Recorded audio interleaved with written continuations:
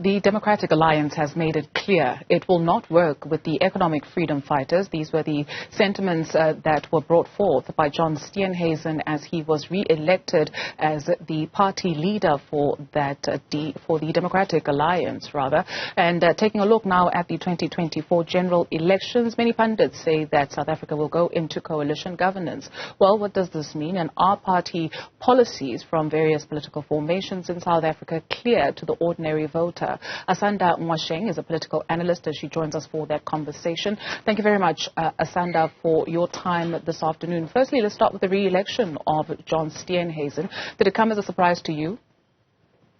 No, it didn't come as a surprise. The re-election of John Steenhuisen and the re-election of Helen Zille was not surprising because Helen Zille has had a firm hold on the DA and driving its direction, including who gets to or doesn't get to take up leadership. I think Mpho was just thrown in there so that when they reintroduce her, possibly as Gauteng leader, ahead of 2024, people would have known who she was because she would have gotten some media and some PR around this current, presidential, this current election that they would have had. It would have given her some publicity for her not to be a stranger to at least the people of Gauteng when they announce her as a surprise. How would you characterize electioneering in South African politics? Is it clear to you that political parties are going out to the electorate and making their policies known?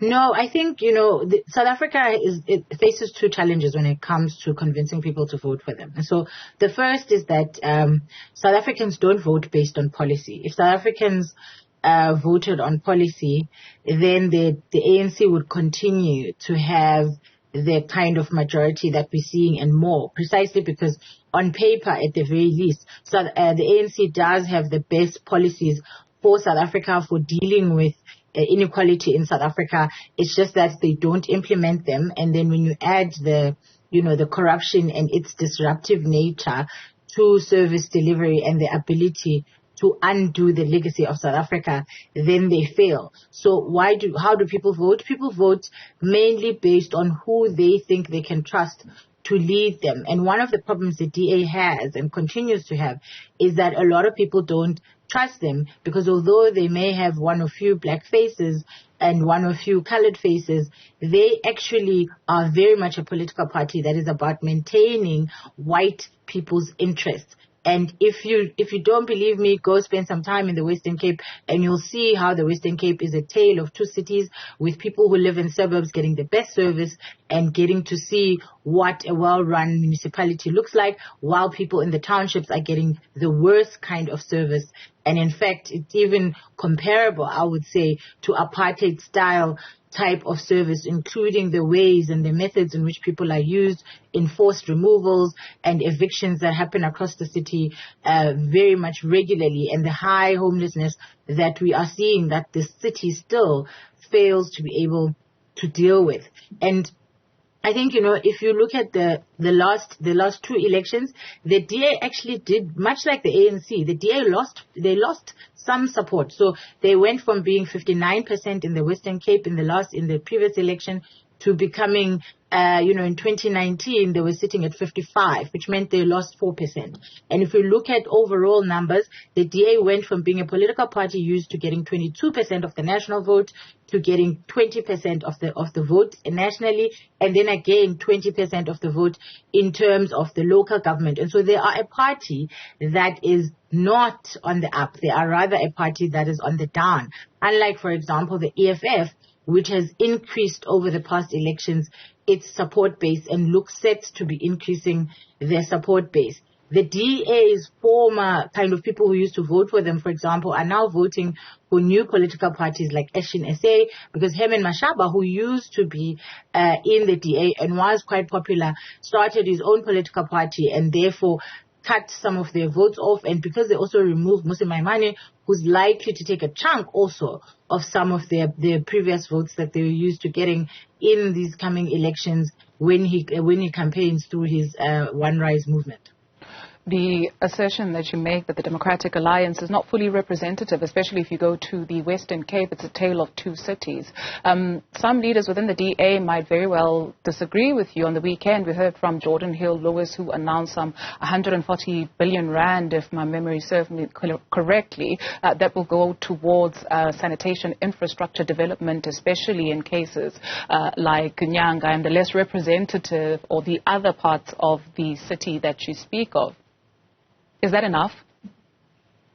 It's not enough. When you are dealing with a backlog like the backlog we're dealing with that was caused by apartheid, you need a very clear strategy. You need to spend not just, a specific amount. You need to spend almost as much money as is possible to redress. Because what has happened in the Western Cape, which is very peculiar to the rest of the country, is that the rest of the country had the ANC in power, and therefore there was a change of government and there was a focus and a shift towards, ensuring that the lives of black people are kind of bettered, and access to water and access to housing and other implements were implemented, right?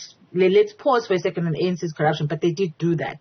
Except when the ANC lost power in the Western Cape, the DA government then literally pressed pause on all development in all of the townships of the Western Cape. That's why even now when you pass by Langa, the biggest housing development in Langa is the one that was built by the ANC. The DA government simply added to an already existing quite big settlement. And the DA government hasn't been able to replicate that.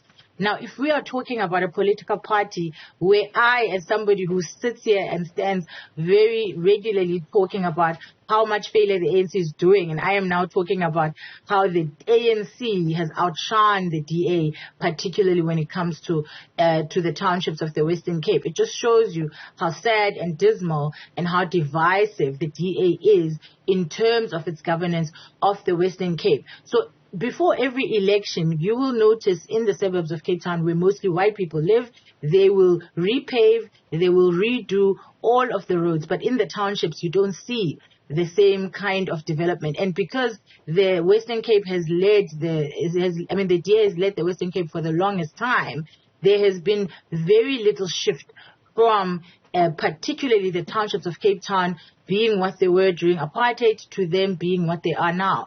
If you don't believe me, go around and look at where the townships of South Africa are across the country and compare them to the townships of the Western Cape, and you'll see that what I'm saying is true. And of course, the DA likes denying this, just like they like denying the fact that they're a white interest party, but then will go and will deliver a leadership that has one black man. That is the only black person that is on that leadership. One black man and two white women. So they don't care about the representation of women. They don't care about the representation of black people. And yet they want us to continue to believe that they can be a political party that can represent all South Africans while being led mostly by white males. That makes no sense, because white males are the minority in terms of percentages. They're the absolute minority in terms of percentage of population in South Africa.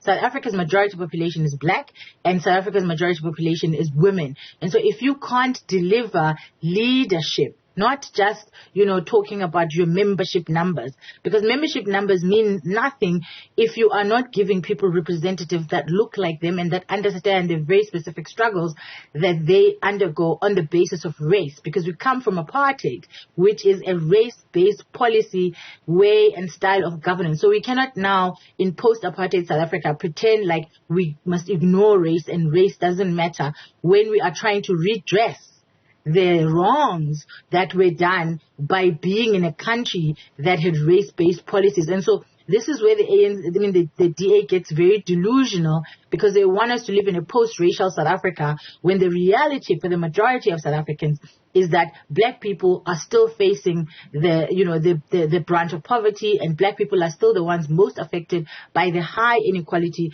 that this country has. And the overwhelming majority of rich people in South Africa happen to be white. Yes, there might be a smattering of one or few black people, but in the main they are white. And until we get to a point where the statistics of people who are experiencing poverty in South Africa are seen across the range, where you equally have the opportunity to be rich or poor, regardless of your race, then we can talk about meritocracy as DA does. We can talk about being non-racial. We can talk about being this post-racial society that they want us to talk about now. But the reality is that we live in a country that is still very much connected to race-based policies, still very much giving us the outcomes and replicating the apartheid system. And so until we have dealt with that, until the people of Nyanga don't have to travel for an hour and a half to get to the CBD where the jobs are, until the people of, the people are not finding themselves being thrown to Atlantis or Blickies Bay and all these other places when they are experiencing homelessness in the Western Cape. We cannot talk about being post-racial because the people who are being thrown to these places are not white. They are black people because the DA is following the system that was based in apartheid, which is race-based policy making and race-based, distribution of resources. It's incumbent upon whom to dismantle that system? You speak of redressing the wrongs that were done, and that takes a look at changing the racial demographics of this one particular party, for instance. So you can have all the black people that you want in the Democratic Alliance, but if systematically it is a party, as you say, that is serving the interests of one sector of the society, it'll just be window dressing. No, we've seen how, okay, let me not get into BE even, but it's incumbent upon whom that this redress happens in terms of the wrongs that were done. Well, I think it's incumbent on all of South African society. Every single South African has a responsibility to ask themselves how they are contributing to the redress, because ultimately we will all suffer the results of this unending inequality if we don't start to tackle it. And it is secondly incumbent upon political parties who claim to represent South Africans. You see, if the DA stood and said, we represent white interests, like, for instance, the Freedom Front Plus, they are unafraid of declaring who their constituency is, then I wouldn't be sitting here saying some of the things I'm saying, because they would have declared themselves, and I can't argue with that because every single person requires or has a right to have a constituency that they have. So if they were saying the honest truth, which is that they represent white interests and their role is to keep white privilege entrenched, I would be fine. But what I do have a problem with is when they lie and they say that they represent the interests of all South Africans, when their leadership shows differently, when their policies shows differently, and when the places where they govern show differently. If you look at even just, by the way, the youth leader of the DA, one of the things that the DA themselves keeps putting in his profile is that he was anti-fees must fall, and that at the height of fees must fall, when students were saying shut down and let's have this conversation about inequality, he was making sure that, things are not shut down and that the project of fees must fall and roads must fall is a failure in Nelson Mandela Bay, together with the DA-led municipality, by the way. Now, that is something that's very concerning because fees must fall is something that was supported by a large chunk of South Africans, and it was about redress of black people particularly and their status in society and particularly in universities. And so if the DA is elevating the kind of black person that is deliberately stated anti-black, then we're going to have a problem when they turn around and then they say they represent the interests of black people, because by that declaration alone, it just shows you the level at which they're at. And you'll hear the ways in which they speak about the EFF, for example, which is known to be radical and known to be about pushing for the interests of black people as well. They're saying now they've declared basically the EFF their enemy because they don't think that they can work with the EFF, etc., etc. So most of the statements that they make are deliberately anti-black. If you look at how they were talking about the EFF shutdown that was planned, if you saw on the WhatsApp groups, the neighborhood WhatsApp groups, if you saw on all of their platforms, they were very much spreading Swat Khafar like the blacks are coming, the savages are dangerous and they're coming to destroy and they're coming to disrupt your lives. You must stand back and you must fight back, which is very problematic language used at a time in South Africa when we are recovering from July 2021 and we are trying to bring ourselves together so that we can develop as a country where black people, white people, Indian people, colored people, and every other race and ethnicity in this country can self-determine and can live the best lives available to any South African. And it shouldn't be that your ability to become educated, that your ability to live in a place that has access to sanitation and water is still in this day determined by race. And you have a political party that actually governs a big, one of the biggest economies in South Africa, which is Cape Town. And we allow them to get away with making the kind of statements that they make. And I think that, we have a problem wherein we do not interrogate the DA enough. Its corruption is also not exposed enough in the same way that the ANC and other political parties' corruption. As a result, there is this picture painted like the DA is this angel party that is going to save us, which is a lie. And the voters seemingly have tweaked onto this. Hence, their support is declining at the same rate, by the way, as the ANC. So they're looking at the ANC and talking about declining. They are in exactly the same position, and they should be changing their strategy to try and bring more people to their side rather than continuing with this deluded, kind of strategy of talking about meritocracy and race meaning nothing in a country that is still entrenched in race-based policies. Asanda Ngoasheng is a political analyst. Thank you very much for your time this afternoon.